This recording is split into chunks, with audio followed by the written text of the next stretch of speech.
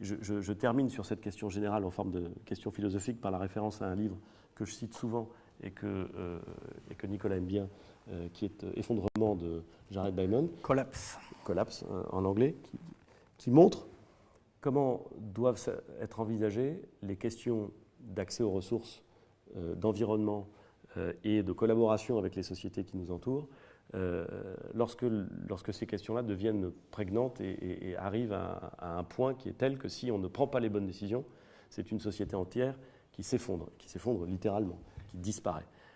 Et je trouve que cette question-là est une question assez obsédante. Moi, elle me taraude beaucoup plus que certains ne peuvent l'imaginer.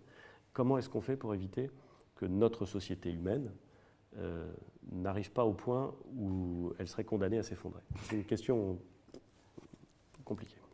Il aura fallu ce Facebook Live pour que je sache que vous aviez, Monsieur le Premier ministre, lu. C'est parce que tu n'étais pas attentif, parce que je Effondrement. l'ai cité dans mon discours de politique générale. Et c'est très intéressant parce que, en fait, ce livre essaye d'expliquer pourquoi un certain nombre de grandes civilisations ont disparu. Et le petit dénominateur commun, si je fais court, c'est la difficulté qu'ont eu ces peuples et ces civilisations à prendre en compte la limite des ressources Absolument. dont ils disposaient.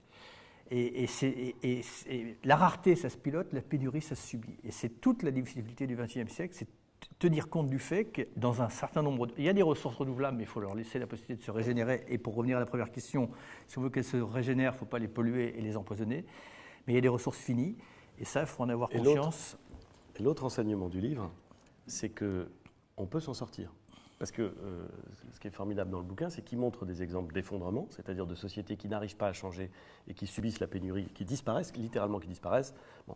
Et puis il montre des sociétés dans lesquelles, pour des raisons XY, on comprend qu'on est en train d'approcher la limite et on change, non pas d'ailleurs pour arrêter de croître, mais pour changer le modèle qui permet à l'environnement et aux ressources d'être préservés. Mais il y a un point de retour. Hein. Il y a un point de retour. Mais l'exemple où ça marche bien, c'est le Japon et la reforestation. Et où ça ne marche pas, c'est l'île de Pâques. Exactement. Et, il y en a d'autres exemples. Mais voilà, mais ça montre que collectivement, quelles que soient les époques, il y a des moments où les décisions doivent être prises.